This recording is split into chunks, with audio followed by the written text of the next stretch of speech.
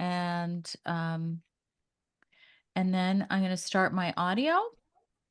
If you guys are ready in 3, 2, 1. Hi, everyone. Welcome to Sandy K Nutrition, Health and Lifestyle Queen. Today with me, I have two guests, and the first guest is Brett Hawes. How, do I pronounce that right? Hawes? Hawes? Hawes. Hawes. Okay, I was Yeah, better the first good. time.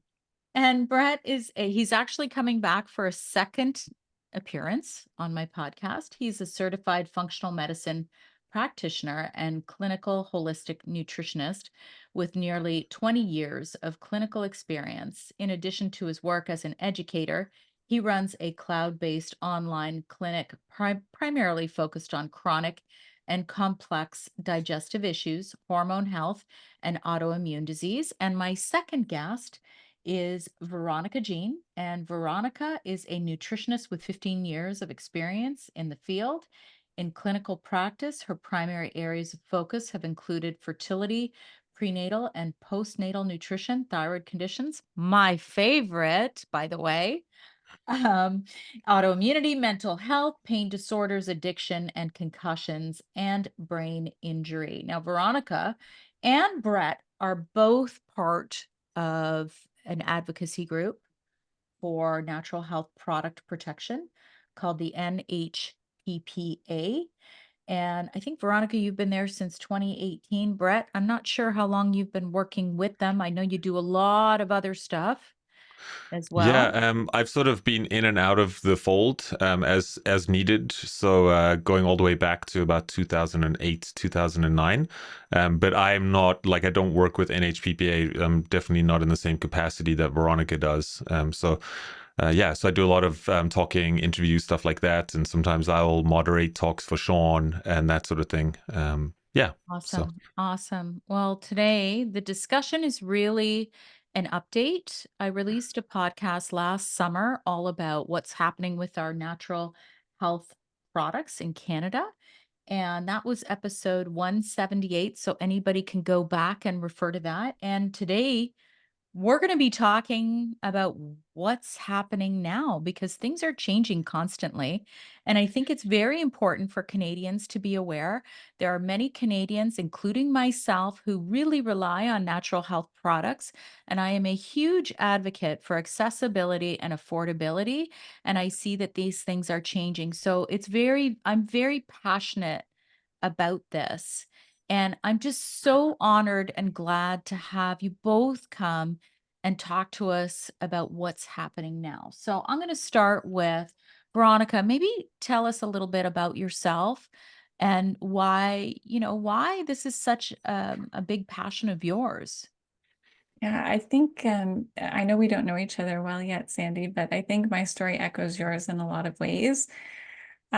Accessibility to natural health products is important to me because that's primarily what I use to manage my health and the health of my family.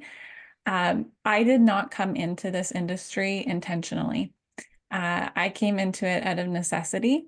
So when I was younger, 18, 19 years old, I was enrolled in school studying architecture. That was my plan for my life. But I was very sick. I was dealing with a lot of physical health issues, a lot of mental health issues. And it got to the point where I had dropped out of school. I was almost entirely unable to work. And I was going through the conventional medical route. I was doing all the things that they were recommending. And when we got to the point where basically we were looking to stack a fourth and a fifth prescription medication, again, keeping in mind I'm still a teenager at this point, I just thought to myself, like, this is not working. And I was dealing with so many side effects. I wasn't getting better. I was only continuing to get worse. And so I sought out nutrition, and that's how I met Brett. He was one of the instructors when I went to nutrition school 15, 16 years ago now. I went and did that training just with the sole purpose of looking to reclaim my own health, figure out how to get out of this downward spiral that I was in. And I did do that. But I also found this amazing community, all of these resources that I never knew. It opened my mind so much. And I just absolutely fell in love with the industry. So at that point, I never left. Most of my career, I was working in a health food store in a multidisciplinary clinic. I owned and ran that for about 10 years. And then I came to be a part of NHPPA in 2018, as you said. I was just seeing how much the industry was changing, how that was impacting our family's business, what that was doing to the products that were on the shelves. I was noticing things were becoming more watered down. It was harder to get product in stock. The prices were going up. Manufacturers were changing formulations. It was just this, big ball of different factors that were really starting to impact the industry. And that's how I came to be involved with NHPPA. And then within the last year, obviously, there's been some more changes in our industry. And I've made this my main focus at this point, my work with NHPPA, because there's a ton of work for us to do right now. And as I say, making sure that Canadians, myself, my family included, have access to natural health products. It really is a matter of being able to manage my health. I tried the other way. It didn't work for me. I need these things to keep myself healthy. Great. Yes, I concur. What about you, Brett? Where do I start? I Well, know. for me, I don't have the hero's journey. So like the two of you, it wasn't about getting sick and then healing myself and realizing I could help others. For me, it was very much a spiritual kind of entry point into all of this after traveling all over the world and living a very interesting and colorful life. I received a calling in my early 20s to help people, and I didn't know how I was going to do that. And then I landed up living with First Nations people, doing a lot of spiritual work. And lo and behold, I got introduced to alternative health, nutrition, etc. Went to school, and within 6 months I was practicing, and that was about 20 years ago. So anyway, the rest, as they say, is history.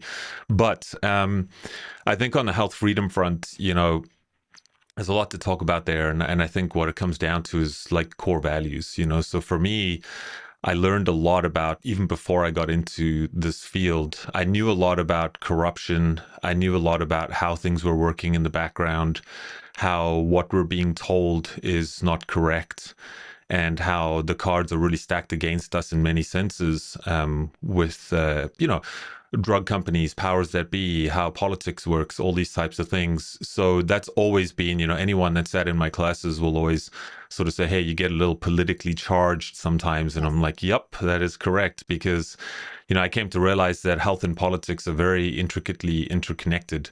And that's because you have to realize that the pharmaceutical industry is a major pillar of the global economy. And so they don't just have influence over policy and stuff like that. They also have influence over science. They also have influence over medical education, how all of that, how everything works basically from a health perspective. And so, something that you said, Veronica, and I know you've in a clinical capacity as well, so what I've seen over 20 years, my typical client that I've worked with, and just by the way, I've actually retired from practice because I'm sort of focusing more on helping practitioners and doing some other things. But anyway, so what I saw over many, many years and hundreds of people was exactly what you were talking about, Veronica, where people have come through the system.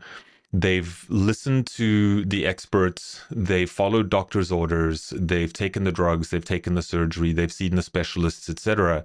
And then they've come to realize that, holy smokes, I'm not actually getting better here. And now I'm on a cocktail of drugs and I'm simply managing symptoms. And so what you have with the medical system, and, don't get me wrong, if you get hit by a bus or you break a leg or something, don't come see me, go to the hospital. That's where they're fantastic. But where they fall short is managing the epidemic of lifestyle diseases that we have right now. And I say lifestyle generally, obesity, metabolic syndrome, cardiovascular disease, diabetes, and so on. So what happens is, that the whole way that system is constructed is it's designed to keep you in the system, right? It's designed to keep you hooked on the interventions that they have because they want to make money.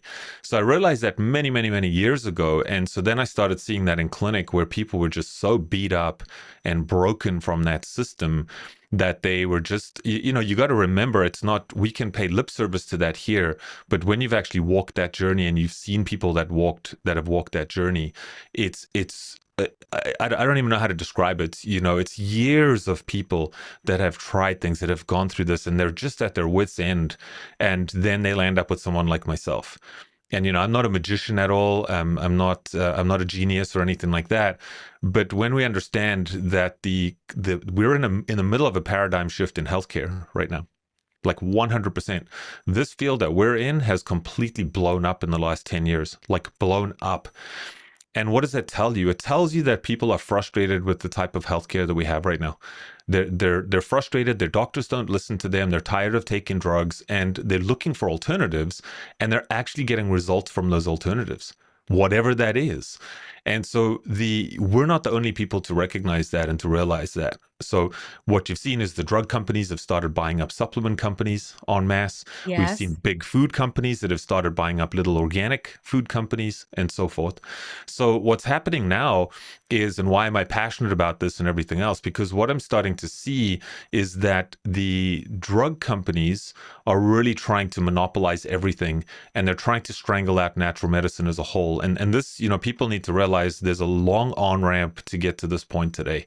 This did not happen last year. This did not happen in the last 4 years.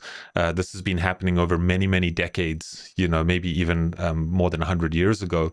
So what we need to realize, as you've both said, is that it's not just the loss of natural medicine or alternative health. We also need to expand that open to traditional medicines, right? So if we zoom out further than Canada, traditional medicines, traditional therapies, but more than that, it's the choice. It's the freedom to choose how you want to manage your own health for you and your family. And what this really does is it shuttles everything down the road where you will be left with a drug and surgery only option in terms of managing your health. And that's kind of where the road leads. So I don't want to see that, certainly. And I definitely don't want that for my family. And I don't want that for anyone else. And I'm totally fine. If people want to listen to their doctor and be on 10 medications and that's your choice too. But I certainly don't want that for myself and my family. Yeah. Well, I think the key here is choice. And I like that I have you both in this conversation because one is more smaller from a Canadian perspective, but it does expand out globally. And I Hmm. know that's where you have a lot of knowledge, Brett. And if we were to talk about, you mentioned the hero's journey, of course, medical intervention is sometimes needed. In hindsight, I would probably not have removed my entire thyroid back in 2011. I would have removed only part of it, but I was told that I shoulding. That happens a lot, right? Shoulding. I try so hard not to use the word should because nobody likes to be shoulded or shoulding can Hmm. be very annoying. I should remove my whole thyroid because maybe they'd have to go back and take the other half out. So, you do you do what they tell you to do, right? Hmm. Back then I didn't have the knowledge that I do now. I was told I'd take a pill and I'd feel perfectly normal and I wasn't. So then that's when, enter in natural health.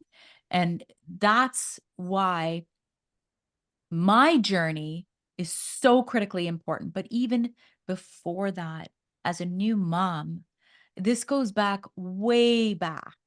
So, I could talk about 2011, but I'm going back even further from childbirth, from, how new mothers are treated and, shoulded and right. And so, you know, listen, I know new moms now, and I know this is your specialty, right, Veronica? And they're so much better educated now than I was back then. And education is my passion. So let's get on with what has happened and where we're at now. And I know this is going to be a very long conversation, but how did this all begin? Did it start with the self-care framework or does it go back further than that? I'll let Brett jump in too, but I'll quickly say first, I agree with what he said earlier. It could be even more than 100 years, I would say, where this started. If we look at more modern history, it would be late 80s, early 90s where this started. And um, basically, there were proposed changes to regulation of natural health products at that point, and Canadians rebelled. They were not in favor of more regulation of natural health products. there was huge consultation, maybe the biggest consultation ever in Canadian history, where the Standing Committee on Health went all across the country and held these consultations. Alan Rock was the health minister at the time. They put together a comprehensive document at the end, which was 53 recommendations on how to regulate this industry, what it was that Canadians were demanding, what they wished to see. And those things, although it was so comprehensive, the same issues continue to rear their head ever since the late 80s, early 90s. So our current NHP regulations, that whole system came into be in the early 2000s, 2004 it started. We saw progressive compliance with those regulations over the next 10 years or so. Then we had C51 in 2008, 2009, what Brett was saying when he became really involved in this whole movement. We had C17 in 2013. Self-care came in 2017. Now in present day, we have issues with access of natural health products being affected from many different mechanisms. The self-care framework, we have cost recovery, Bill C47 and Vanessa's law. So this is not something that has just happened recently. This is a long, long history of attacks on that freedom of choice and the attempt to restrict Canadians' access to natural health products. Can I ask, is it more serious now than ever before, though? Because you mentioned it goes back way. So, what is the seriousness of it now? Well, a couple of things. So I think we also need to plug that into the context of what's happened over the last 4 years. Okay, so there's that. And, where to start? What's happening on a more macro scale, and I do think it's important to at least just address this because it will help to make sense of what's going on here on a micro scale, okay, in Canada, is there's this whole idea of harmonization. Okay, so with harmonization, in a nutshell, what harmonization is to say, hey, we want to level the playing field between pharmaceuticals and natural health products. Okay, so what does that mean? It means that, the current level of standard to approve pharmaceuticals is incredibly high, right? So they must be assumed to be unsafe, then get tested for safety, then get put on the market. Okay, and we don't have to debate the safetiness here right now. But suffice to say that that's how that works, right? And then natural health products are also, because we also need to understand that natural health products are regulated as drugs. Okay, so that's very important for people to understand. There's a Food and Drug Act, and then we have a Natural Health Products Directorate. The Natural Health Products Directorate is where NHPs and natural health products are regulated, but that is a subset of drugs. Okay, so natural health products are still regulated in the same wheelhouse as drugs. So basically what this whole harmonization process is to say, hey, we want to make it easier for drugs to get on the market, and we want to make it harder for natural health products to get on the market. That's what harmonization means. And they use very lofty language and concepts like, we saw this with the traditional medicine summits in India at the end of last year. It was in August last year. And they basically said, oh my gosh, we recognize that over during the pandemic, there were countries that didn't have access to drugs and vaccines. And thank the Lord, they had access to natural health and traditional medicines, right? So we're so happy that people have access to this. And we are championing traditional medicines and natural health, but we need to make sure that they're held to the same high level Mm. and the same high scientific standards as pharmaceuticals. And what that really is code language for we need to regulate them more.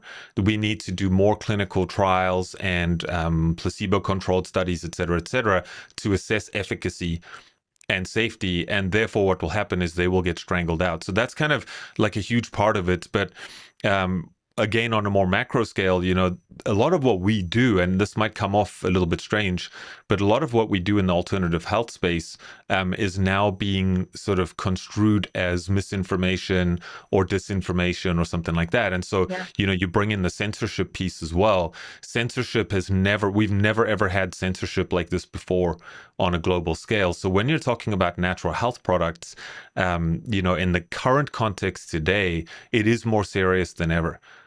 Because it's not just that, oh, we're going to get censored and stuff, and maybe Veronica can talk about this. They've brought in a lot of penalties. And so those penalties are not just for the manufacturers, those penalties are also for people like you and I. where, you know, if I'm out there talking about my favorite B complex and then I'm selling it, well, if I'm making any claims that are off label, you know, if it's not just to, you know, help with the metabolism of proteins, carbs, and fats, and I say, hey, it's really good for brain health, or it's really good for shingles, or whatever it is, suddenly that's off label. And if I'm selling it and making a profit from that, I'm now liable to be penalized. So, you know, there's a lot more to discuss there, but I think I'll leave it there, and you know, just to provide people with a sense of urgency here. Yeah, I think the penalties is a really important piece of the puzzle right now, why it's maybe worse than it has been in the past. Up until June of last year, when Bill C-47 became law, the penalty for making those off-label claims or having some sort of offense as it related to natural health product regulations, you had a potential fine of up to $5,000. So if you're a nutritionist, a naturopath, a manufacturer even, and you feel very confident with the information that you're sharing, you know that it's correct, you have science to back you, even if Health Canada hasn't come on side yet, you can still share that information, and you know you're risking a $5,000 fine, but you might do that for the philosophical reasons and the people that you're helping, and you could survive that. Now that Bill C-47 has become law, the potential fine is $5 million. And it's not $5 million per offense. It's $5 million per day of an offense. So to give that example, you know, a naturopathic doctor is sharing off-label information about a supplement that could potentially help patients who might want to come and see them. If they run an ad about that for 30 days, well, now they're facing $150 million in potential fines. No one's going to do that. So they're just going to stop sharing that information. And so effectively what happens is the only information that we can then share in Canada about natural health products is the information that our government, Health Canada, approves us to be sharing. And that's not a good place to be in, where the only things that you can talk about are government approved. That's an entirely different paradigm. And again, because those fees are so lofty, that ability to push back and withstand a fee if you did not agree with, you know, Health Canada's stance, now it's just not worth the risk. The other piece of it is previously those fines applied to corporations. The corporate veil is removed under Bill C-47. So as an owner of a company, as an individual practitioner, as an employee in a health food store, you are potentially liable for those same fines. So it's become this huge ball of fear for a lot of folks in the industry as well. It's very hard to push back. Okay, just to clarify though, because I want to Yes. clarify that, Mhm. because my understanding was you would only be subject to these fines as a practitioner if you actually sold the product. So let's say Brett mentioned B complex. We know B complex has a multitude Hmm. of benefits. Okay. But if I say, oh, it might help you with your stress, but that is not what Health Canada has approved it for use for, and I work just in a health store. I'm not selling it like myself as a naturopath doctor, and I say that I'm subject to that fine.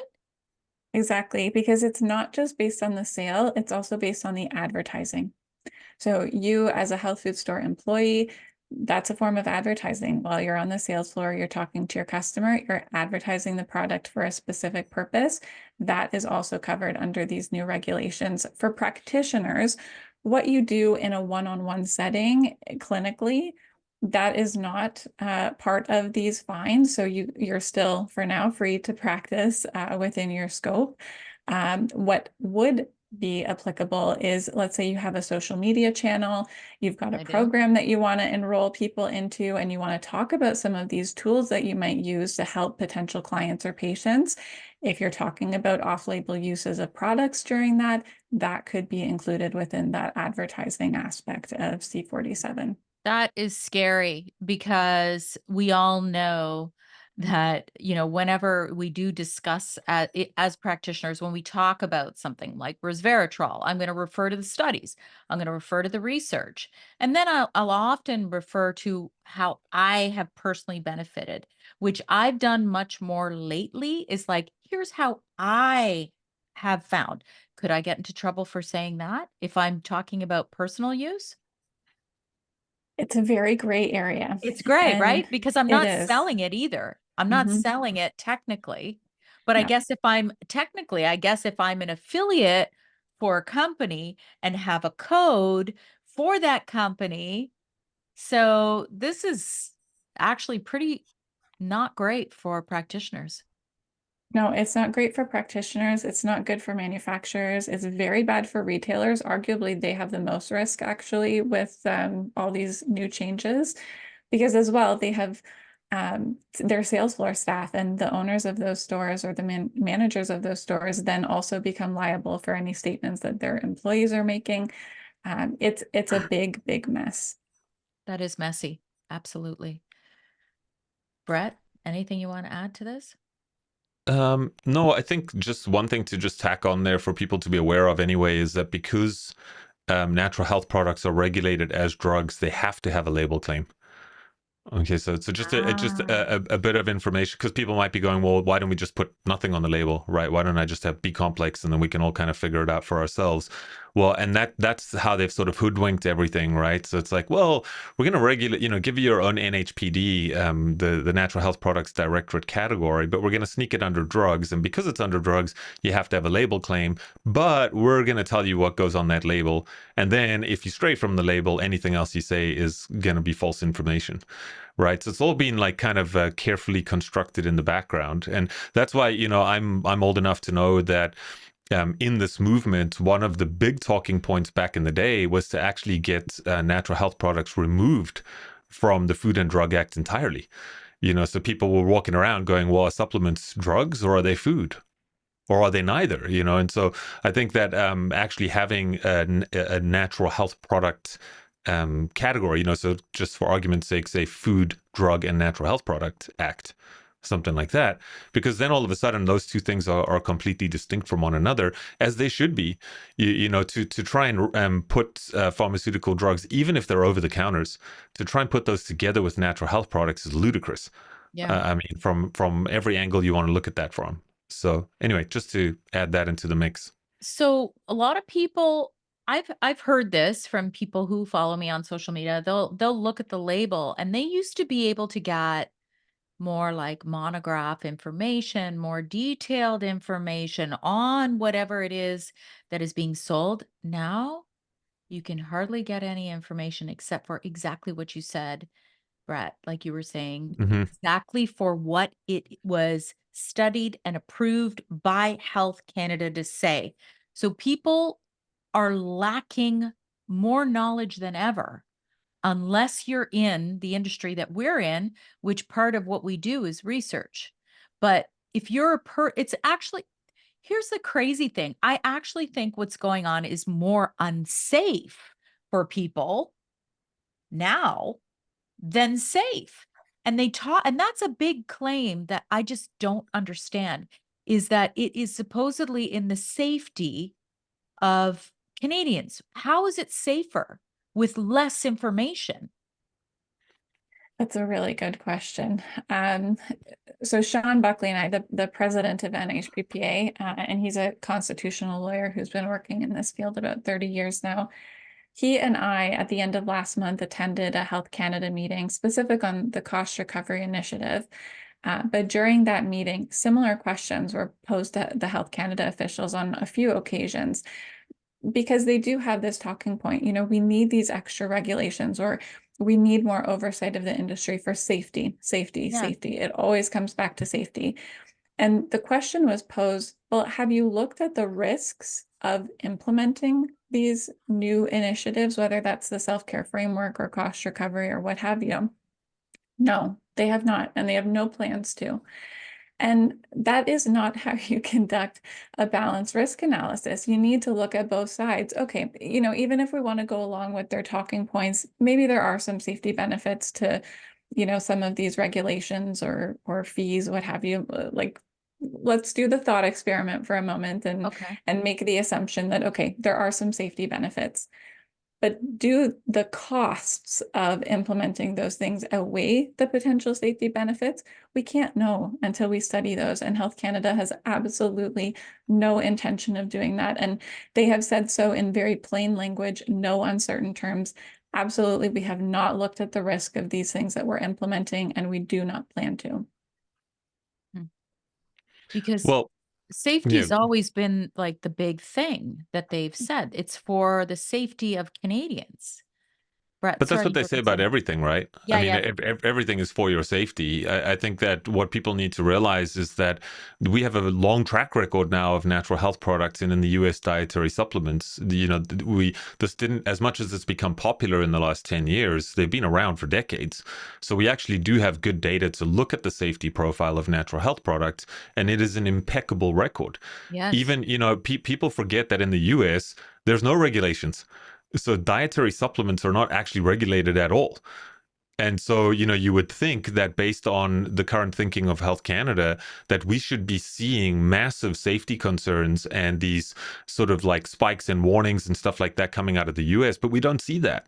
So, people also need to realize that the natural health products regulations that we currently have right now are probably, I would argue, probably the best, if not the best. It's the best system that we have in the world. So much so that other countries have actually adopted the same system. So to come along and say, oh my gosh, we need to update the system in the name of safety when there's no safety signals whatsoever. There's no safety signals out in the market. There's no consumer complaints.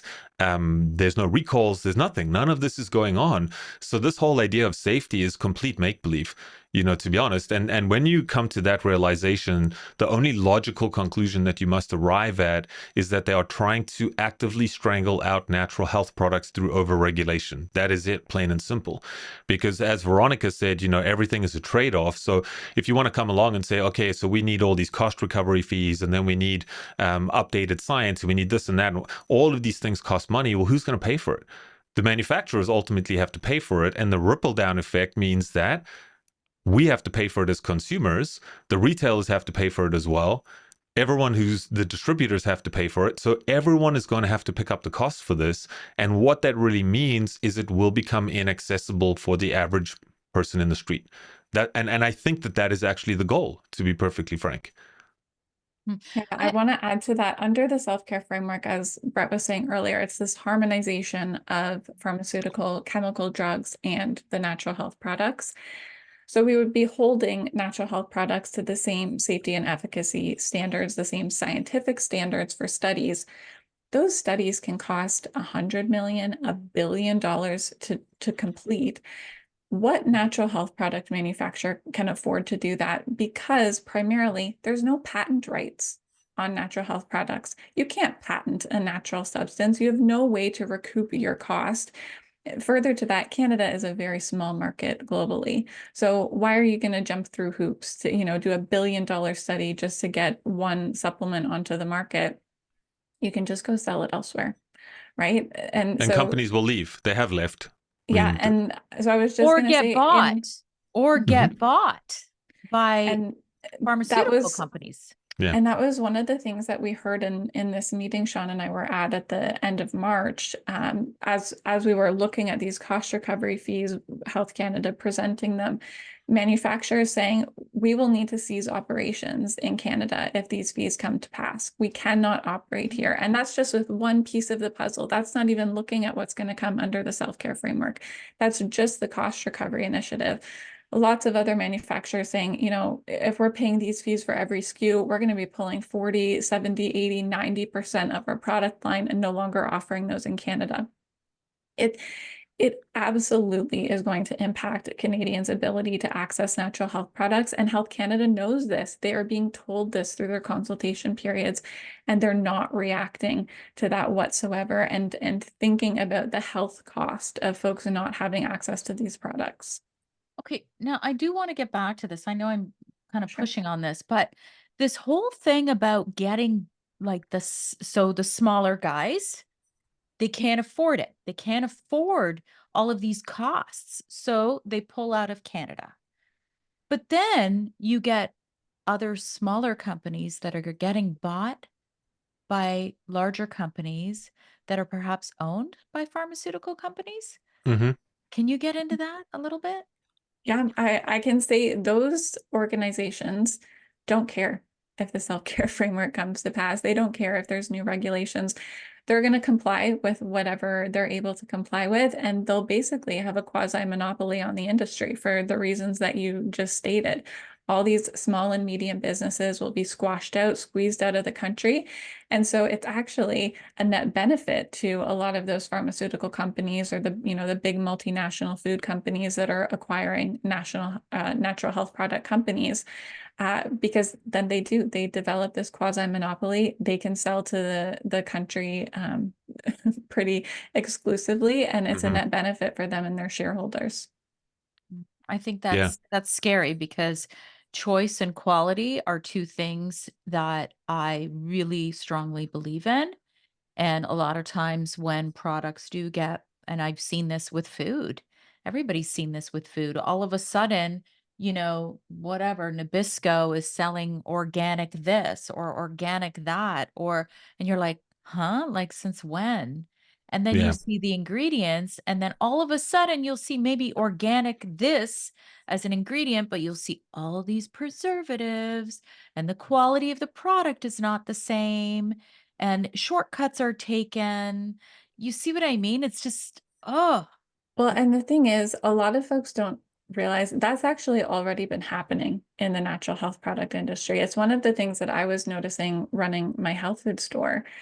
You would see the same label on the front of a product, but if you turned it over, the formula is changing. So, mhm. maybe you have a formula for clarity of mind, for focus, something like that. And it used to have huperzine A, and it used to have high levels of vinpocetine, and you used to have, ginkgo and ginseng in it. And now you turn it over and it's a bit of a B complex with maybe some ginseng sprinkled in, but it's the same label on the front. So folks don't realize that they're getting these watered down products.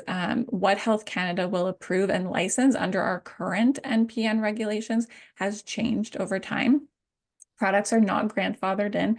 They need to re-license every 3 years.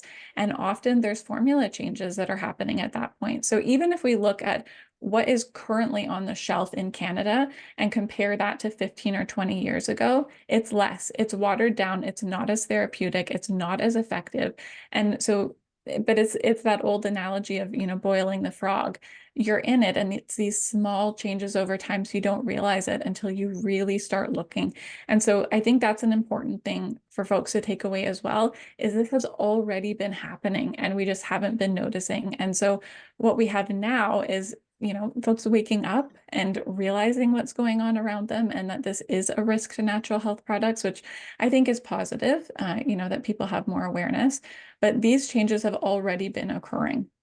And to your point right there, if that is the case, again, less safe for Canadians who are not in the industry, who are not doing the research constantly and reading all the studies and knowing what they're getting. So then all of a sudden they're going to get a formulation change and they may not be educated in those changes and they think it's the same thing, right?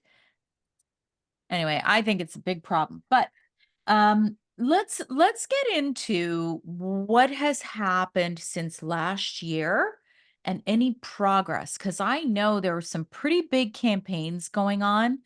I have met with my own MP. I have emailed them. I have sent in the postcards.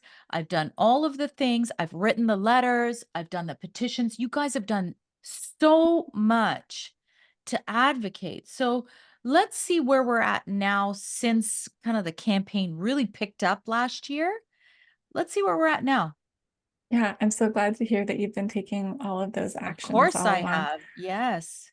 So I would say the biggest thing that has happened since last year would be a lot of education. And it kind of speaks to the point that I was just making, that Canadians are now more aware of the issues facing their access to natural health products and what's going on in the industry. And the industry stakeholders, manufacturers, distributors, retailers, they're more awake to the fact that this drug model that they're in was never going to work for them. they can see the brick wall ahead of them now. Whereas previous to last year, a lot of them would argue like, this is fine, we can manage, it's going to be Yes. okay, all's well that ends well, don't worry about it. NHPPA is being alarmist or whatever the claims would be.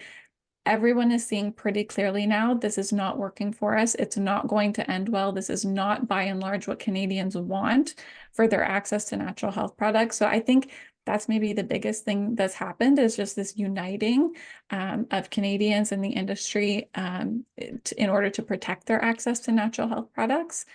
The more tangible things, you mentioned a lot of our campaigns. So we do have a postcard campaign, over 850,000 postcards as of the time that we're recording this have gone out across the country. I can't say how many of those made them to MPs' offices specifically. But, we've seen the Instagram reels and the photos from members of parliament where they had postcards stacked up on their entire desk. I talked to one a couple of weeks ago that said they have a whole little walk-in closet in their constituency office that's just for postcards because they have so many. And, they're just collecting them as folks send them in. So that postcard campaign has been a really important aspect of our work to really demonstrate to our members of parliament how important this is to Canadians. Those physical cards are a good physical representation of what Canadians want. We have done the letter writing campaigns, as you say. So, folks writing their own letters. We have form letters that we provide at NHPPA if someone's not willing or able to write their own. And then we also have electronic letters. Through our electronic letter system, we know that over 400,000 letters have been sent in there. So that's also amazing to see. And that's just specific to one issue. Those electronic letters are just about Bill C-368, which we'll maybe talk about in a little bit. We have an e-petition, so we've got 15,000 registered signatures there. The Charter of Health Freedom is another initiative. So that speaks to what Brett was saying earlier about having a separate wing to regulate natural health products under, take them out of that drug model and have a sort of third category. So the Charter of Health Freedom is draft legislation that would achieve that and give natural health products. Sorry, go ahead. I want to ask you because, Yeah. even when you start talking about the bills and Mhm. it goes way over my head. Like, Yeah. it's not my wheelhouse at all. So, what do we want? Mhm. We want a separate bill, like, what do we want? Separate legislation Mhm. altogether for If natural I health products? Yeah, if I could sum it up in one single sentence, I would say that we don't want to regulate natural health products as drugs, but the exact mechanism that we use, NHPPA is flexible. Personally, I feel like there's lots of different solutions. Which one we end up with, we'll see. But NHPPA, the one that we champion, is this Charter of Health Freedom, and that is draft legislation that takes natural health products, traditional medicines, and puts them under their own act. So Okay. removed from Health Canada's purview, taken out of that Food and Drug Act, and a whole separate way to regulate them. And part of that Charter of Health Freedom is not just protecting access to natural health products and traditional medicines, but also promoting access, which is an entire paradigm shift from how currently our system is set up in Canada. So the Charter of Health Freedom, which is one of our initiatives, and we have a paper petition in favor of that has over 130,000 signatures, which would make us the third largest paper petition ever in Canadian history, which speaks to how much this matters to Canadians. That Charter of Health Freedom is one potential solution to this problem. Wow. I mean, it sounds like a dream come true, something like that. And I think, this speaks to, everything that happened in COVID times, that Canadians are really passionate about being able to maintain their ability to choose on Well, what's right for them. 70% of Canadians are using natural health products in their day-to-day life. And even of the 30% who are not, most of them believe that they should maintain access for Yeah. some time in the future if they want to use it. They want that freedom of choice to decide how they're treating their health, how they're managing their well-being, how their family is doing the same. This is really an issue that Canadians can unite on. which is a breath of fresh air after the last 4 years that we've had, where there has been quite a bit of division within our country. This is an issue that matters to a lot of people and that most people can unite over. And for anybody who's listening, if you're like, oh, I don't take any supplements, I just want you to think of this one thing. So I like to narrow it down. So let's say you know that vitamin C helps you when you're sick. You normally don't take any other supplements, but you know, oh, vitamin C can help. You go to the store and your choice is 3 vitamin Cs. Oh, but I know liposomal is better. Oh, sorry, you can't get that. Oh, but I know this brand is good. Oh, no, sorry, you can't get that. Your choice is only these 3. I'm just using this as an example so people get how important it is. And then all of them are priced at like, say, $40 a bottle. So this is why, even though people say, oh, it doesn't impact me, it impacts almost everybody, like you were saying, everybody at one point or another in their lives. If I can take us on another little tangent, that piece about cost is an important one because it's already become the reality that natural health products are out of reach financially for a lot of Canadians. And, in this age of inflation that we're in, that reality is growing. It's a larger and larger subset of Canadians who don't have the choice strictly because of financial constraints. So when we add these new cost recovery fees, self-care framework, new studies that are required, the cost is going to increase even further.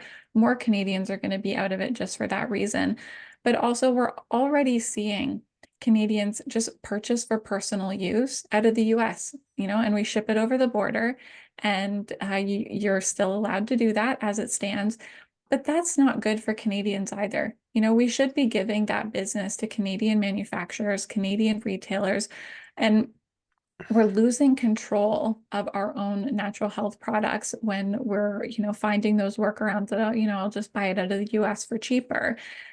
Okay, that's, you've solved one problem that yes, you have access to the product that you would like to have access to, but what does that speak to in the bigger picture for the health of our country, our ability to keep these products within our own borders and to serve other Canadians? There's 50,000 or more jobs in this industry across the country. That's a big sector. It's worth a lot. This is a lot of people's livelihood. So I'm sorry to take that little tangent, but the cost piece is really important here as well. I agree. And then people, I do want to say too, is that you might think it's cheaper, but then you might get hit with a giant duties bill. Mhm. So keep that Mm-hmm. in mind too, right? Well, and Brett, you maybe can speak to this too. We're seeing more and more just get turned around at the border. Although there's no regulations for that. There's no law for it. They're just not making it through. Yeah. Well, as a person who's so I'm kind of privy to some insider conversations in the practitioner space because I spend a lot of time there. So I kind of hear from different people in different parts of the country, and for sure, there's some really good professional lines that are only in the US, and you have to ship them across border. And we've already started to see some of those products are not coming across the border, or what they'll do is they'll just open they won't just open the box, they'll actually open the product. So what happens is when they open the product and then that gets sent back to the manufacturer, they can't resell that product at all because it's open. If you do that enough times, the manufacturers there basically just say, well, there's no point in selling to the 40 million Canadians. We'll just sell to the 390 million Americans on that side of the border. And so that's really that's been happening already, right? But I want to come back to something else here, because this is something I'm passionate about, is this whole idea of a new system. And this is some of the work I'm doing with Children's Health Defense in Canada, by the way. But we hear so much about how let's talk about healthcare in Canada. Okay. How every politician is talking about how the healthcare system is under so much stress, right? It's broke, it's burdened. We've got long wait times, we've got doctor shortages, there's a shortage of hospital beds, and so on and so forth. And we hear this sort of like ad nauseum. And now here we are taking the one thing from a preventative standpoint that actually keeps people out of that system. What do you think is going to happen? Like, what do you think is going to happen if people cannot access these and afford these things that, as we were saying off air, for some of us here and for some of us in the space, we're simply maintaining our health, right? We're not dealing with an illness or sickness or something like that, and we're just saying, well, if I can't afford supplements, or I have to dial them down, that's okay. I can get away with food and maybe a greens powder and a multivitamin or what have you, and I'm fine. But there's a large segment of the population that rely on natural health products for their survival. And when they don't have access to that, the only other option for them is to go back into the medical system. They're going to go back into the doctor's offices. They're going to land up back in the hospitals. What do you think that's going to do to the healthcare system, which is already on the brink of collapse? So I think that, from a broader perspective and from a political perspective, it's very, very short-sighted. And I think that some politicians anyway are starting to wake up to that idea.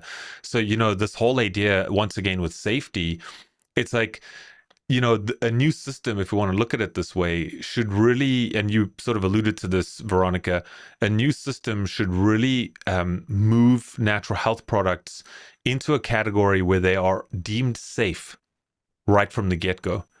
Okay, because currently they're deemed not safe, and then you have to prove safety, right? Mm. They should actually be proven safe, and unless otherwise, because here's something, and I'll throw a curveball at everyone here. Here's something that I foresee happening down the road, and there's already chatter about this. What would happen if all of this stuff just went underground? Okay, so if I said, well, you know what, I'm just going to start like my own little private membership, and we'll just be off to the side there. No one has to know. We're not trading publicly. We'll just start a club, and we'll just trade in that club, and everyone kind of keeps quiet, right? And if you need something, hey, I know a friend of a friend who can get this and that, like that opens a door to a black market, which then now you are legitimately going to be looking at some safety concerns. And if Yes. I have to be a little bit conspiratorial, I only have to wonder whether that is actually the intention. Sort of say, hey, you know what, let's open the back door to black market. And then what we'll do down the road is to say to people, hey, see, we were telling you that there were safety issues all along, right? And then what you do is you drum up consent from the public. So there's just a different angle in terms of looking at things. But I'm a firm believer that, we don't have doctor shortages and hospital shortages and whatever. We've got too many sick people.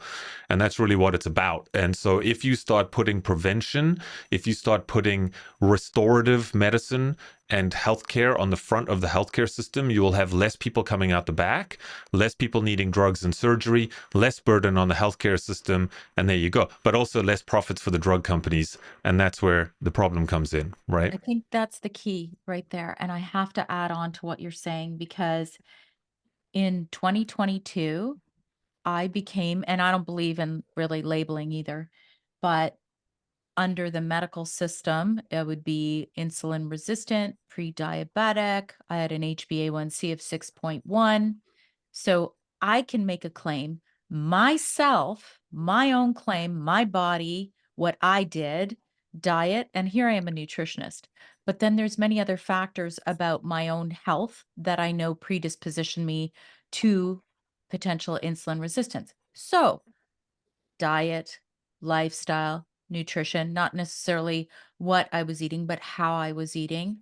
So I went from a 6.1 HbA1c, I'm now a 5. And I did that through diet, lifestyle, and glucose stabilizers that are natural health products that help me. So if I didn't do that and I continued on the path that I was on, I would have been in that system right there where you're talking about, Brett. So I purposely reversed that myself on my own body, and I'm not in that system. Yeah, which is exactly what they don't want. As I said earlier, like the pharmaceutical industrial complex is a major, major financial arm of the global economy. It's huge. It's a pillar, just like the automotive industry, right? Just like the energy industry. So we must never lose sight of that because the sole purpose of a business is to make money. In a pharmaceutical sense, you have to keep people taking the drugs if you want to make money. If they stop taking the drugs, you don't make money. So and I don't even want to open that can of worms any further than that. Suffice to say that if we want a different system, we need to have a radical about face in the way that we actually view health and disease altogether. because what Western medicine does, all medication is suppressive. Okay, now suppressive medication is fine if you're running a fever of 104, 105, and you're about to go into some kind of seizure. 100%. You need like lots of Tylenol or something like that to just bring that fever right down and get you stabilized. But when I say all medication is suppressive, if you zoom out and understand the philosophy here, simply saying this, that when you suppress symptoms, right, in Western medicine, health equals the absence of symptoms. Okay. So therefore, if I push symptoms down and suppress them, I'm creating the illusion of health. But I haven't actually fixed anything. So as soon as I stop taking the meds, the symptoms come back. And then as you put more fingers in the damn wall, there's going to be more cracks, which means you're on more drugs. And now you're taking drugs to manage the side effects. That's really the Western model in a nutshell. And so, people have often asked me, what is functional medicine, right? And some people listening might go, functional medicine, what the hell is that, right? Very simple. You run tests not to diagnose disease, you run tests to assess metabolic function, and then you restore function. Well, how do you restore function? Your body is made up of carbs, fats, proteins, vitamins, minerals, and we can use herbs and homeopathics to augment that. It's not made up of Tylenol and Prozac and metformin and all these other things. So not to say that we should throw all of those out, but I truly believe that we're at the point now where we need to be funneling more of our efforts onto the natural side of things. And if people need the harder, medical interventions, then we should have that. But, we're talking about really a David and Goliath situation here, to be perfectly frank. Mm-hmm. So what now? What's okay? We've done all the campaigns. I know, Veronica, you mentioned all of the things that we've done so far as Canadians. Where are we at now? What can we do right now? Is it much of the same as what we've been doing? It is much of the same, but there's a few specific initiatives that are more timely. Okay. So in terms of what needs to change, maybe starting there, Brett touched on something that I think is important for me to clarify, because often I'll read feedback, NHPP is anti-regulation. What about safety? We're going to have people, like Brett was saying, black market adulteration of things. No, we're all for making sure there's no adulteration, there's no fraud, good manufacturing processes. Those things are important in the industry. We should have that. And they exist already. Sorry, I just have to interject. Yes. They existed prior to all of this. They've always been in place since the early 2000s. So we don't need to update anything. Sorry, just to Yeah. clarify that. Yeah. So the things that need to change are not around those safety measures. We're all in agreement that should be common sense, but apparently, we need to state that yes, we should be safe from adulteration and fraud. But NHPPA believes, my personal belief as well, it sounds like you two also, Canadians should have access to natural health products and the freedom to choose how they're managing their health. So in order for us to accomplish that, maybe the main takeaway for your community, your listeners, would be that we all need to get involved. This is too important of an issue for us to assume that someone else is going to take action. And that's why I said to you, Sandy, I love hearing that you've been involved in all of these different initiatives, because it really is up to each one of us individually to take responsibility and do something.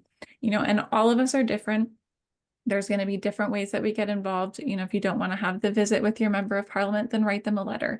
If you can't write them a letter, send them a form letter. If a form letter is not right for you, send the postcard. There's enough options that there is a way for everyone to get involved. And when each of us is taking that individual responsibility, that's resulting in collective action. And we touched on earlier, all these times where these issues have reared their head before, it's that collective action that has pushed these things back in the past. And that's what's necessary right now. Again, we need Canadians uniting together, taking action in a collective way to push back against these regulations. I don't know if Brett wants to add anything first, but I can go through all the different initiatives that we have. I do want to say one thing too, Sure. and this is just actually What's that saying? You attract more bees with honey than you do with, you know that saying? No? You guys don't know that saying? With I do know. You know Is what it I'm honey? talking about? Is it honey or flies? Something. I don't Yeah. anyway, I don't know. All I'm saying is that when I had my meeting, it was brought to my attention that my MP had spoken to many very angry Canadians. And I do understand. Listen, I am like the queen of passion. I'm very passionate about things, but I think it's very important for Canadians to understand that, there's a good way to have a conversation and then there's a more not so great way to have a conversation. So I want to point that out, that even though all three of us are very passionate, you want to have an intelligent, educated conversation with individuals so that they're more supportive versus going, "That person's a complete jerk," whatever. I Yeah. just wanted to point that out before you Well, got on your I list. think, yeah, I think that what people need to realize is, and I think it's easy for us to sort of fall into these blind spots and mental traps, right? Where we just assume that every single politician is on the take and they know exactly what's going on. And that's just not the case at all. I mean, they've got a million different things going on. And make no mistake, natural health products are pretty low down on the list of priorities for them, I'm sure. So, assuming that they are aware of what's happening is probably the first mistake that people make. So I think that going in there with more of an education, like, hey, have you heard about this? And if you haven't heard about this, like, can I share with you Yeah. what's going on here? Because I think, and Veronica, you can probably back me up on this. Like, we've actually seen that even politicians and their assistants and aides were not aware of this, and suddenly Yeah. once they do become aware, they go, holy smokes, like, my whole family sees a naturopath, or I'm seeing a nutritionist right now. This is actually going to impact me directly. So I think don't go in there assuming that they are up to speed with everything and they're trying to pull a fast one. That's really not the case at all. Okay. Yeah. Excellent. I Yeah. want to say thank you to Sandy for bringing that point forward because it is really important. We hear that too. It's important to have respectful discourse. We Yes. can push back against these things without being an angry mob. That's not helpful to the cause. So to Brett's point, yeah, having more of that educational mindset. MPs are humans as well. Yeah. So they do want to understand what their constituents want, how they can best represent them. And the other part that I would say, if you have a personal story, how are you using natural health products? How does this impact your life? Because again, members of parliament are people. They have feelings, they have empathy. And if you're standing in front of them telling them, this saved my life, I don't know where I would be without this product, that's going to carry an immense amount of weight. And that's going to be in the back of their mind as, they're going into the House of Commons and potentially voting on a bill. Those types of things that we can share in a respectful way have a lot of weight to them. Good. Yeah. Good. Can I just I have to bring something up because I think it's very important just before you get into campaigns and all that sort of stuff. A lot of people in the space might already be aware that there have been some recent revisions to things, right? So very recently, I think it was like 3 weeks ago, maybe somewhere around there. And the details of that better than I do, Veronica. But basically, all the things that happened with C47, they all went into law. And now what's happened is there's been some consulting, and people have spoken with Health Canada, and they've come back and said, hey, we're going to make some revisions and some amendments to what we previously put on the table. And that might, on the surface, and I'm sure, Veronica, if you want to give us the details, that would be great. But I'll just tee it up for you. When people it's like the gas prices, right? So gas prices pre-pandemic, like $1 a liter, and everyone's fine with that. And then suddenly 2 years later, like, holy smokes, they're like over $2 a liter, and everyone's up in arms and freaking out. And then they walk it back to $1.70, and everyone's like, phew, all right, well, that's good, and it's like, well, hang on, it's still $1.70, like, that's still crazy. So it's the same idea here where it's incrementalism. So they'll put their best sort of version on the table that suits them, and then they'll hear everyone complain and petition and what have you, and they'll just walk back a couple of things. And a lot of people in the space have now sort of gone, okay, wow, that's great, we can all go home, because they've decided to delay the fees, or they've decided to sort of implement them in increments. patents or what have you, and Veronica, you'll get into the details there. But I just want to say that by no means, no matter what you read out there, we are not. This is not over by any in any way, shape, or form. This is not over. It's not going away. So we have to keep up that pressure. But anyway, Veronica, I think it would be useful for people to probably understand a couple of those revisions anyway. So that's specific to cost recovery. And a couple of times earlier in our conversation, I mentioned this meeting that Sean Buckley and I attended last month. And that's what the meeting was about, was that cost recovery piece of this initiative, which are basically fees that the industry would pay in order to be able to sell natural health products on the Canadian market. So Health Canada initially put forward their proposal, as Brett was saying, pie in the sky, lots of high fees, lots of new enforcement arms and things like that, where there'd be more site visits and things like that that would be costly as well. Lots of outrage, lots of uproar, lots of industry consultation. Folks gave their feedback, and now Health Canada has come out with their revised fees. They've walked them back by up to 50%, depending on the category. They're delaying implementation to December of 2025. They're going to roll the fees out over a span of 7 years. And so there are folks in the industry like, okay, great, look at this impact that we've had. This is amazing. We have time to prepare and the fees are 50% less. But sitting in that meeting, we're listening to lots of industry players saying, we're going to be taking 40 to 90% of our products off the shelves. We can't afford these fees. We're listening to manufacturers say, we would leave Canada entirely. We can't afford to do business here with the fees the way that they are. And this is also just one piece. The cost recovery piece is one part. We still have Bill C-47. We still have the self-care framework that we haven't even seen the full draft of from Health Canada yet. So there's going to be more pressures on the industry. And so NHPPA are messaging around that cost recovery piece, and these updates that came out late last month were, this is not a win. Don't take this as a win. They planned this all along. And to really drive that point home that they planned this all along, the meeting on March 27th was a day-long meeting. And during the lunch break, Health Canada put in the Gazette 2, which is the newspaper at Parliament Hill, where they publish new regulations. They put in the Gazette 2 the new cost recovery initiative without even finishing the consultation meeting. We still had half a day to go, where they're telling us they're listening to feedback, they're hearing from industry members. They were ready to go with that. They had no intent of adjusting anything further based on what we said during that meeting. And that was exemplified by the fact that they published it before the meeting was even done. From an optics standpoint, I don't really get it. They could have, waited till the next morning and it would have looked a little bit better, but it really showed their hand that they are not interested in listening to industry. They're not interested in listening to Canadians and where they stand on this. And they're pushing forward with it. No ifs, ands, or buts. It's a non-negotiable, as they've said in the mind of Health Canada.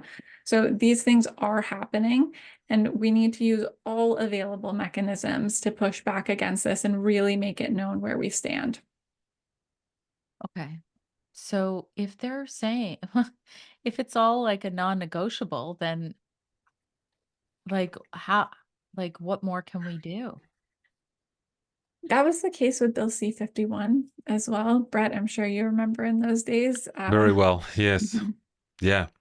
I mean, this is the thing, and Sean, he'll say this often, is that, some of the biggest citizen uprisings and wins that we've had have been over natural health, and we've seen that twice already. So I think that we don't need to become pessimistic and feel like the race is already run before we've even started here. I think people just realize that this is not the first time we've been here. I think the gravity of the situation, the multiple points of convergence, definitely we have not been here before. But with regards to threat to natural health products and so forth, we've been here before. Like 100% we've been here before. And I actually think I don't know, I have this strange optimism for the simple fact that I think way more people are even aware that natural health products exist nowadays. Yes. You know, if you go back to the C51, C52 days, it was real, you know, it was the hippie mamas and granola munchers that were out there in the park protesting with us. You know, now it's not the case at all. You know, you've got like some of the biggest podcasts in the world are health related podcasts. And people are, you know, like this, as I said, this field is blown up. So I think that that bodes well for us, to be honest. And I also think that on a I think that there's more people that are skeptical or that question the status quo in the medical system these days. And I think the last 4 years have really amplified that to a large degree. So, you know, you've got a combination of those things. And I think that anyone that can see clearly will sort of start to connect those dots and go, why are they now trying to really ratchet up the strangling out of natural health products? That's kind of strange, right? So I think, you know, those are good things. As much as we've got a battle ahead of us, those are good things. I would love, before we kind of tie things up and wrap things up, I would love to touch on what's happening in Canada and how it relates to more of a global scale. So I'll just give you my example. I record podcasts with numerous experts in the wellness industry, mostly Americans. And I have had YouTube send me an email stating that because it was something, I don't quote me on this, it was just something to the effect that it whatever I released was not supported by the World Health Organization, medical misinformation. So I have actually really put my arms around Rumble. I think Rumble is a better place for me. Um, and it's not like I'm going around telling people what they should or shouldn't do, or should I just believe that people need to know that, these health options are out there. So that to me is on a much bigger scale when I'm talking literally to somebody who is a regenerative farmer and I'm Hmm. being sent an email like this because I looked at it and I was like, why isn't it being seen by anybody? I don't understand this.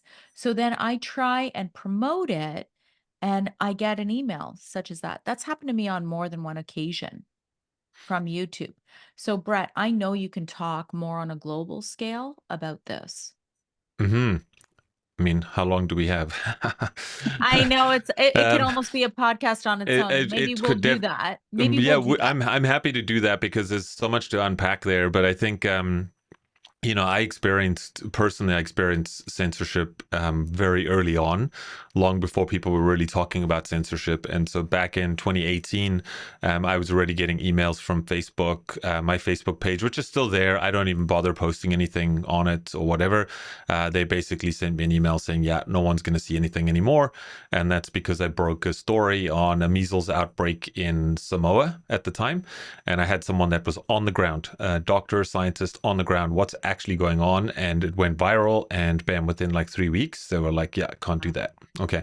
So, you know, the whole idea of censorship, there's so much to talk about there. But I think what people need to realize is that there's a very carefully coordinated plan in the background to curate narratives. Okay, so what we are involved in, a lot of people will say information warfare. We're actually involved in narrative warfare, is what it is. So how do we curate information to serve agendas or to serve outcomes? Okay. And so, you know, again, we can look in the rearview mirror and sort of go, well, what happened in the pandemic? I mean, I've spoken about this at length. Like, why was it, you know, and I broke a story on emergency use authorizations with Dr. James Lyons Weiler at the time. And I said, hey, Jack, you got to look at this. Like, I've read the fine print on the EUAs. And lo and behold, it says that there can be no other interventions or therapeutics available. That was the criteria for them to issue an EUA. And at exactly the same time, we saw smear campaigns against hydroxychloroquine, against ivermectin. And then, of course, we already at that time had about 40 or 45 peer-reviewed studies on vitamin D. That was cast aside. And then you can just keep going down the list of zinc, vitamin C, NAC. I mean, you just keep on going, right? So what's happening now is, there's been a lot of chatter about something called the international health regulations. Um, Everyone's sort of talking now about, hey, we need to prepare for future pandemics, right? And you'll see where I'm going with this. So just bear with me, because it is relevant. So we need to prepare for future pandemics. What did we learn from the past? What could we have done better? And it all sounds great. It all sounds great on the surface. Like, hey, we need to be better prepared. But when you get into the actual details of it all, you've got a pandemic treaty and you've got international health regulations. And what they're currently doing, the World Health Organization, is amending the international health regulations, or the IHR, and they have they're finalizing a pandemic agreement or a pandemic treaty. Okay, so those are two different things, but they kind of overlap. And so, coming back to your point here, they're now, it comes back to harmonization. So what they're doing is, in a nutshell, is they're basically saying, hey, we need to go out there and we need to study things that have a pandemic potential. Okay, so if we have an organism or pathogen or whatever that has the potential to cause a pandemic, we're going to go out there and study that. And they're actually setting up labs around the world to study these things. Like, what could go wrong, right? Anyway, like, just by some freak of nature, if there's one of these things get out, or if there's a pandemic or whatever, we now have countermeasures that are ready to go. So those countermeasures under the current proposals are pre-approved. Okay, so pre-approved drugs and vaccinations will be pre-approved. And so, of course, the companies that will be filing for pre-approval, they have to pay about $25,000 in fees, and then they have to pay about $20,000 a year. Okay, so it's kind of weird, because it's like, hey, we are going to pre-approve things for something that hasn't even happened yet, Yes. which is bizarre. Okay, but nonetheless. So all of this is to basically say, hey, we want to secure ourselves and be more resilient, blah, blah, blah, blah.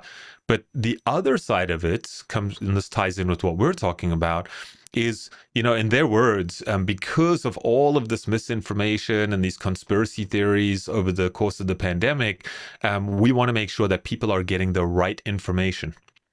So the right information means the pre-approved medical countermeasures, right? The pre-approved interventions. Anything else outside of that would be considered misinformation, because it has not been pre-approved. So this is why you're starting to see now on social media, the social media companies are involved. Google is censoring people at the browser level. So even Google search is not what it used to be. That's why people are looking for alternative browsers. So this is a very, very carefully coordinated plan. And what we're going to start to see, this harmonization around the world, in fact, is it's going to be very, very difficult to get natural health products, dare I say impossible, to get them up to the same level as pharmaceuticals. And that's what that whole summit in India was all about, the Traditional Medicine Summit in August of last year. That was their whole thing, was to basically say, we want to see traditional medicines with the caveat that they must adhere and reach the same level of standards as pharmaceuticals. That's basically saying you're going to strangle them out, and if they can't meet those standards, they will be censored because they're not effective, they are potentially not safe, and what have you. So that's really what's going on a more global scale. And I'll be going to Geneva at the end of May to attend some of these things, because it's, and I want to tie that into what's going on in Canada, because, all of these things, we have to remember that the World Health Organization is made up of delegates from member states. So in other words, our elected officials are actually, that's who makes up the WHO. Okay, the WHO wouldn't exist with us participating in it. And so the problem with all of this is all of these things that we're talking about, and there's so much more that we could talk about. It's not like the World Health Organization has this sort of like dictatorial power where, Tedros is going to tell everyone what they have to do, and Trudeau's just going to snap in line. That's not it at all. What actually happens, though, is because we are signatories right? We are signatories to these amendments. We are signatories to the pandemic agreement. What basically happens then is the World Health Organization says, hey, everyone, these are our recommendations. And the member states go, well, we all signed on and we're a member. So that is the best available science. This is the most up-to-date, accurate, pre-approved information. That's what we're going to be acting on. And so at a local level, what you start to see is censorship to combat misinformation. And also, I think I should add, the rapid approval and deployment and distribution of drugs and vaccines. And that's what's happening, around the world. And of course, starting to happen in Canada. Not so much on the drug side, but the natural health side for sure. The drugs, I think, will follow, particularly if there is another, outbreak of something, or they do declare another pandemic.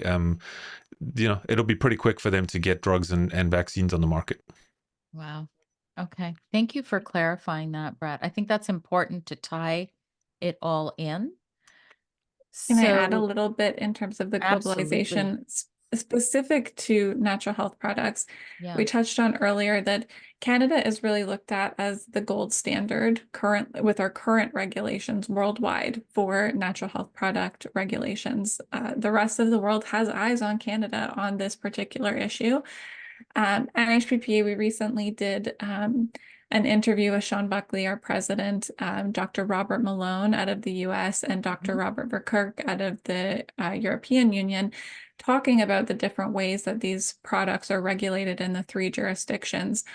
And these issues in Europe are a little ahead of Canada, right? They already have a much more stringent model than what we have here. And Canada is really moving towards that European model where we'd be looking at single ingredient, low dose products, none of these innovative multi-ingredient formulas. And Dr. Verkerk, he just kept encouraging Canadians to push back against this because we don't want that model. No, There I is know. so much wrong with it. Yep. And then on the US side of things, they have the DSHEA Act, if I get it right, the Dietary Supplement Yeah. Education and Health Act. I might have Yeah. that backwards. But there is some movement in the United States as well to repeal that, make some changes to their DSHEA Act and already there's some changes where certain sports medicines and peptides and things like that are now being regulated, whereas Mhm. before they were unregulated. So we really do see this globally. We could talk about Australia, New Zealand, some of the changes that they've Hmm. made to natural health product regulations. This is happening around the world, but Mhm. because Canada has been this leader with our natural health product regulations, it really is all eyes on us. If we allow this to happen here, it's going to be like dominoes before the same thing is in place everywhere else. So it's the responsibility is for us as Canadians, but also what that's going to mean for this global environment around natural health care. I'm glad you mentioned Europe. Just, I know I have a lot of colleagues in Europe. I know a lot of people in Europe. And for them to have accessibility, and this is even like, how we were talking about how we can just go and order it across the border? They can't even do that. No, No, no. you have to go to the pharmacy, the apothecary, depending what country you're in. And Yeah, that, it's and then all. you're lucky if you find it. Like, I Yeah. Mhm. mean, if Yeah. you There's even no find health food stores. There's Mhm. no health food stores. And this, I should tell people, this goes back many years. I was shocked. I mean, this is going back probably 10 or more years now, that you go to Greece and places like that. There's no health food stores anymore. Yeah. I remember actually, Veronica, I think I was one of the first videos that I did with Sean about all of this, and it got posted somewhere. Or I think it was maybe I emailed my email list and said, hey, get involved kind of thing. And I had people, because I got people from all over the place on the list, and I had people from Europe that actually wrote back to me, and they said, yeah, I'm in Spain, and like, if you go outside of the major cities, there's nothing. Like, you can't Nothing. find anything. Yep. So, I think that, and I think the reason why it's important to highlight that is a lot of the stuff, people nowadays, it's very hard to decipher what's true and what's not. And I think for some people, they really don't believe that some of these things can actually happen here. And it's like, it has happened in other parts of the world, and it is happening. No amount of mental gymnastics or sticking your head in the sand is going to change that. It's happening, and it's going to get worse if we don't do anything. Yes, I'm so glad we talked about that, just because exactly what you said, Brett. just now, that people don't believe it. Well, believe it. I know people who deal with this, and I'll be talking about, oh yeah, like we'll just have a Zoom meeting and we talk on WhatsApp or whatever, and they'll be like, oh no, I can't get that here. There's no way I can get that here.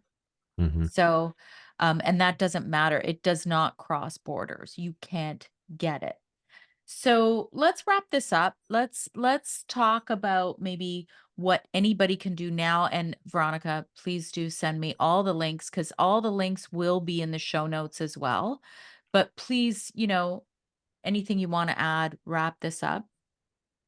I think the easiest thing that I could point folks towards on the homepage of our website, so nhppa.org, we have a 5-minute video that gives you a synopsis of the different issues facing the natural health product industry. And then towards the end of the video, there's 7 actions, 7 different ways that you can get involved.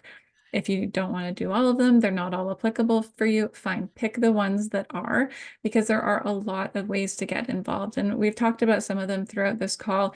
You can send letters, you can visit your MP, you can use our form letters, you can get postcards and send those in, you can sign an e-petition, you can collect signatures on the paper petition for the Charter of Health Freedom, you can volunteer with NHPPA, we need volunteers, you can donate and support our work if this is important to you.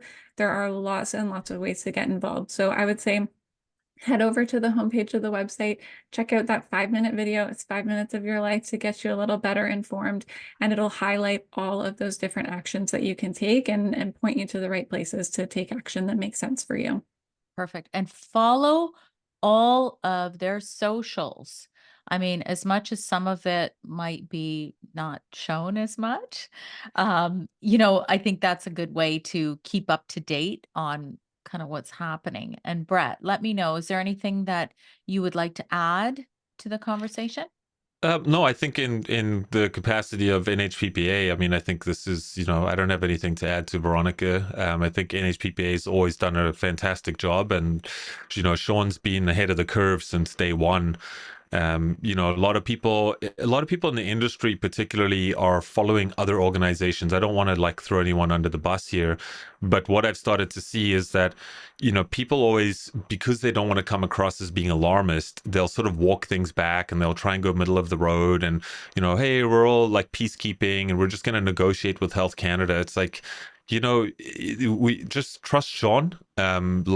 If in this particular conversation for this particular issue, there's no one else that I would consider more of an expert than Sean. He truly has like not just the history of 30 years, but he's constitutional lawyer, criminal lawyer, and a Food and Drug Act specialist. Like, there isn't anyone else in the country that really fits that profile. So get behind NHPPA and what they're doing. Do some of these campaigns and get involved. And know that with numbers, we outnumber them, and so we can actually turn the ship around. Beautiful. Yeah. The last thing I would say, thank you, Sandy, for pointing people towards our social media. That is a good resource. The best place to stay in touch with us, because as you alluded to, things are not always served appropriately on the different social media channels. Join our email newsletter. So we won't spam you, once a week or so, we'll send out an email with the highlights, things that you need to know, ways to get involved. That's a great way to stay up to date with what's going on with all of these regulation changes and with the specific campaigns, how you can get involved. Perfect. Perfect. And maybe Brett and I will record after you get back from Geneva. It's going to be a good one. It'll There's be a lots of date. Yeah, well, I should tell people that there's lots to talk about there. We'll talk about it another time. But one of the big things that I'm excited about there's an international freedom convoy of people descending from around the world onto Geneva, World Health Organization, and UN headquarters. But we've got a 1-day summit that's a private summit. And we're pulling together doctors and lawyers and politicians from around the world. And a big focal point for that discussion is going to be talking about how do we create a better new healthcare system. And so actually sitting at a round table and listening to people from different parts of the world. And then the plan with Children's Health Defense is to actually have a summit in the fall where we're going to sort of invite influential doctors and politicians from Canada and talk about that. Because, I spoke with a politician yesterday And they contacted me, and they're sort of going like, well, hey, what do we do here? And so I'm pitching this idea that we really need, like, whether it's a two-tier system or what it looks like, I don't really know yet. But I think that fighting the old system, it just leads to burnout because there's infinite amounts of resources. The woodwork and the foundation goes so deep that I think we're at the time now where we have to just create a whole new system that runs parallel to that. And as I said for years, there's two ways to fight fire. You fight fire with fire, or you just starve it of oxygen. And if you create a new system entirely and people buy into that, then the old system will just fall apart on its own. And I think we can jujitsu things like that. Sounds really interesting. All right. Thank you guys so much. I really appreciate your time always. Thank you for having us on. I appreciate Oh, you. thanks. Yes, thank you so much for inviting us here and having this important discussion.